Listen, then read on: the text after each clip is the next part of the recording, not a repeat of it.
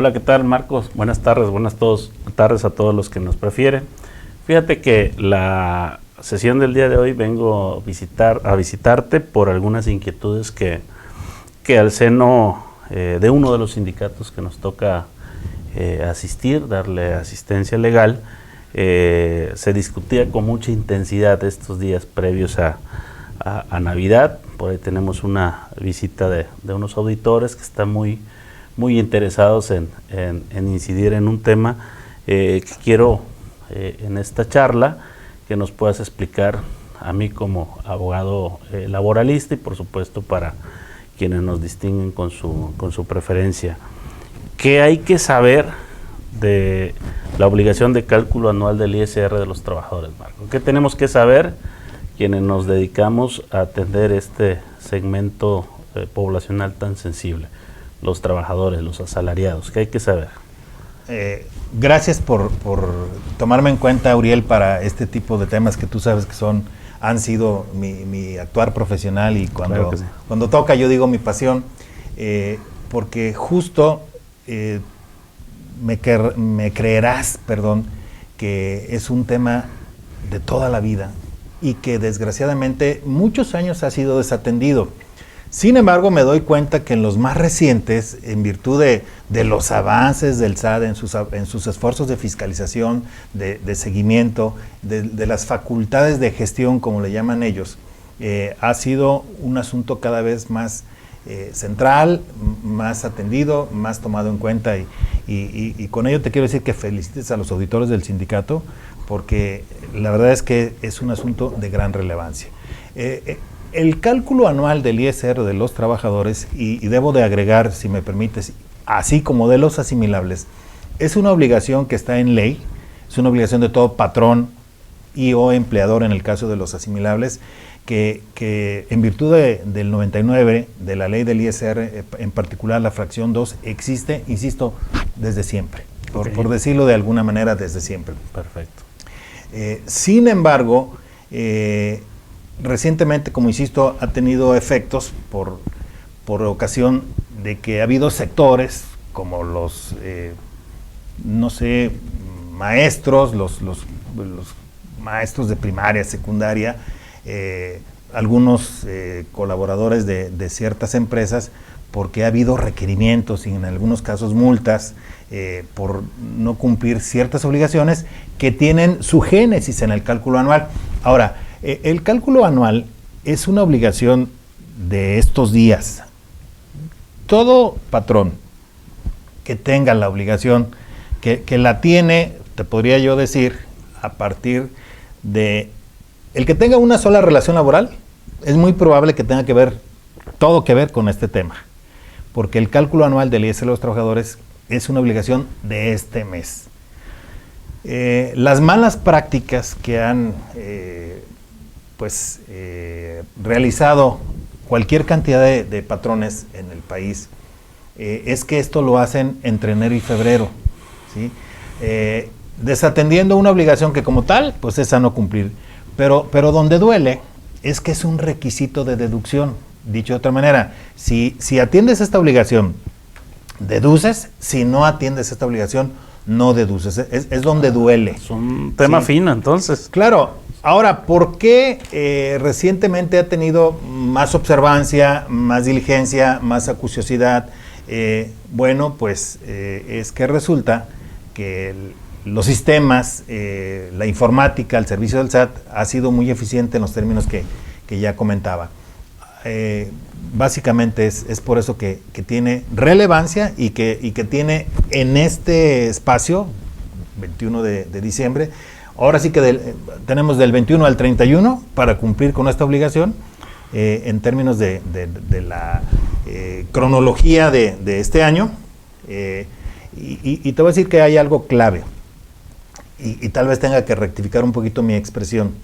No se puede hacer el cálculo anual hasta que no termine el año, en términos de lo que está documentado, de lo que está integrado a las nóminas. Dicho de otra manera, se hace una vez que conoces por cada trabajador de los que aplique, ¿sí?, su percepción anual, ¿sí? Se tiene que hacer cuando conoces con pesos y centavos el total de ingresos que recibió durante 2022 el trabajador. Ok, con esto, Marco, creo que ya sabemos el qué. El qué es, en qué consiste. Por favor, explícame, digo, yo quiero tener esa claridad y también seguramente de gran interés para que nos ven, ¿para qué se hace? O sea, ya tenemos el qué, ahora el por qué o el para qué. ¿Para qué se hace el cálculo anual? Sí, la ley no lo pone como una obligación para ver qué se siente. Tienes toda la razón en hacer este planteamiento. Hay varias razones. La principal es que a lo largo del año, Uriel, para un trabajador, vamos a decir, estable, para empezar con un escenario, él recibe, y tú conoces mucho de ese tema, pues su salario, su compensación, su bono, a lo largo del año recibe determinadas percepciones que se van extendiendo, ¿sí?, conforme va avanzando el propio año. Y resulta que el mecanismo de cálculo del impuesto en nuestro país te lleva a que cuando tienes mayor nivel de percepciones, objeto del impuesto, gravadas por el impuesto, tu tasa de ISR crece progresivamente, ¿sí? Entonces, te voy a dar una de las razones, la principal en mi opinión, por las cuales existe el cálculo anual. A lo largo del año, el impuesto se distorsiona. Y te voy a dar un elemento clave de distorsión, está en este mes. Si en este mes a un trabajador, como toca, le pagaron sus 2 quincenas, por hablar de un caso como ese, y le pagaron su aguinaldo, la coincidencia en un solo mes de su salario ordinario más el aguinaldo hace que por regla general el impuesto se distorsione. Porque, por inventar, si alguien estaba acostumbrado a mes tener una tasa efectiva del 10%, al reconocerse como parte del cálculo el aguinaldo dentro de este mes, ¿sí?, en un descuido la tasa se va al 22 por este mes, ¿sí? O sea, por diciembre, por los pagos de diciembre. Y ya no digamos si además al angelito le tocó disfrutar sus vacaciones y tiene una prima vacacional relevante, pues también ahí le pega. O ¿sí?, un bono un bono de... Justo estás dando en el clavo. O sea, muchas empresas, porque pues Navidades, perdón, la temporada navideña, las fiestas son tiempos de dar, ¿sí? Entonces, pues órale, que me den mi bono. Entonces, esto puede hacer que la tasa se violente. Precisamente existe en el reglamento un mecanismo siempre benévolo, lo tengo que decir así, que muchos contadores aplican, otros pareciera que o no lo conocen o les da como que flojera hacer el cálculo del reglamento que ayuda un poquito a que esto se mitigue, a que la tasa efectiva del impuesto sea menor, ¿sí? Dicho sea de manera clara, responsable del cálculo de los impuestos que no tome en cuenta el mecanismo del cálculo especial del reglamento por el aguinaldo, en mi opinión es irresponsable. Y no quizás nada más irresponsable, es nada piadoso con el trabajador. Porque, déjame decir un número, ¿para qué me retienes 1,500 pesos de ISR por mi aguinaldo cuando podrías retenerme, ejemplo hipotético, nada más 800? O sea, no tiene caso que me retengas tantito más o un tanto más de ISR por mi aguinaldo, cuando al final del día, corrijo, al final del año, digo, al final del día es una expresión, es un decir, cuando al terminar el año, esa cantidad o más va a ser un saldo a favor. El cálculo anual es un justiciero que ayuda a que las desproporciones de la retención de ISR que se hayan dado a lo largo del año se eliminen, exacto, así es. Perfecto. Marco, creo que va muy claro el planteamiento, la relevancia, ahora entiendo por qué la preocupación de nuestros auditores en la parte del sindicato. Quería preguntarte a qué tipo de trabajadores le aplica el cálculo anual, es decir, ¿quiénes son los sujetos de este cálculo? Mira, de entrada, por regla general, como dijo la viejita, ¿te acuerdas de aquel chiste famoso? Sí, ¿cómo no? Quedamos, todos somos todos. Quedamos, quedamos que a todas, el Señor dijo que a todas. Sí, a todas las personas que tienen una relación laboral, en principio les toca, pero hay un filtro de supuestos para no hacer el cálculo anual y no es optativo. O sea, simplemente la ley dice, patrón, no metas mano, ahí no se puede.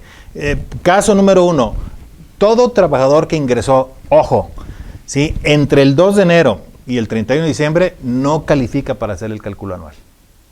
Dicho de otra manera, las altas entre el 2 de enero y el 31 de diciembre no entran al cálculo anual, ¿sí?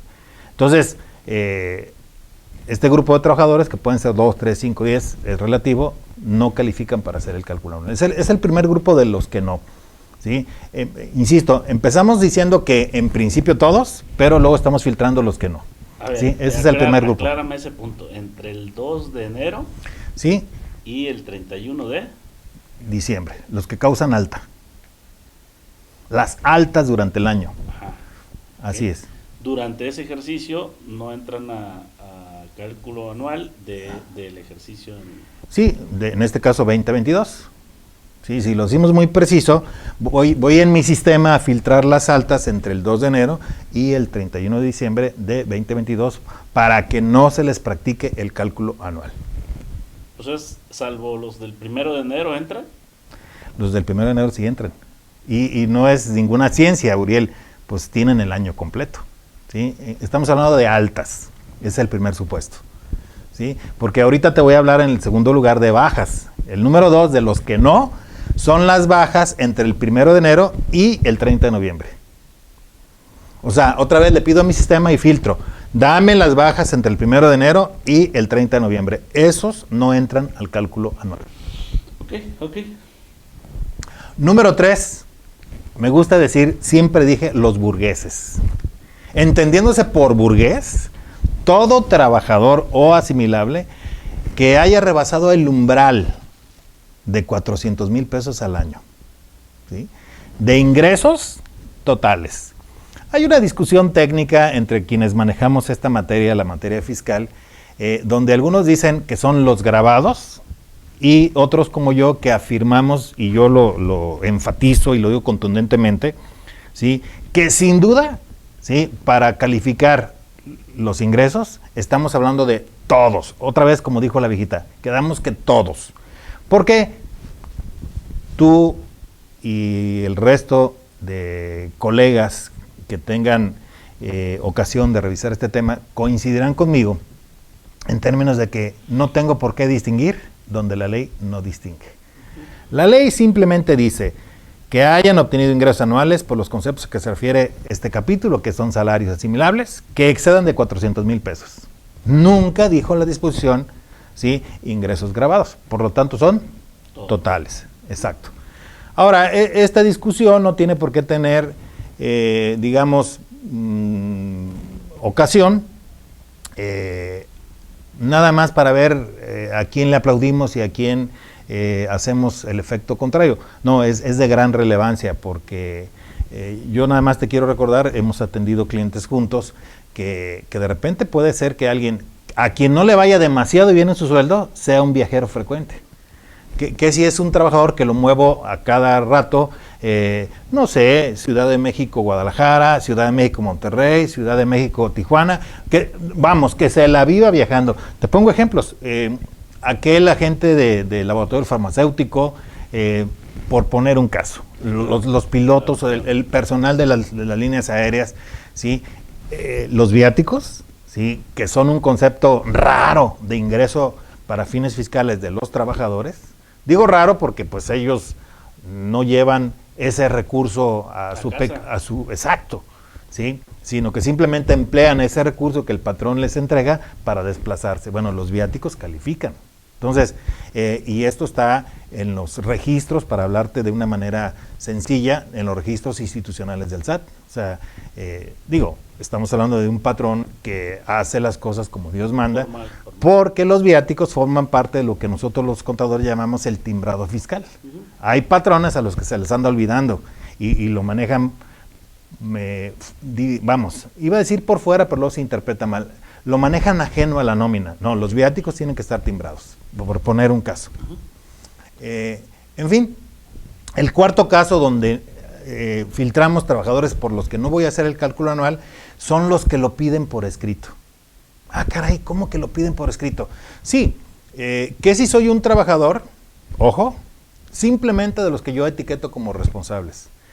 Yo soy responsable de mi suerte fiscal y yo ya sé que por trabajar con el patrón 1 y con el patrón 2, la ley me ordena que yo haga mi propia anual.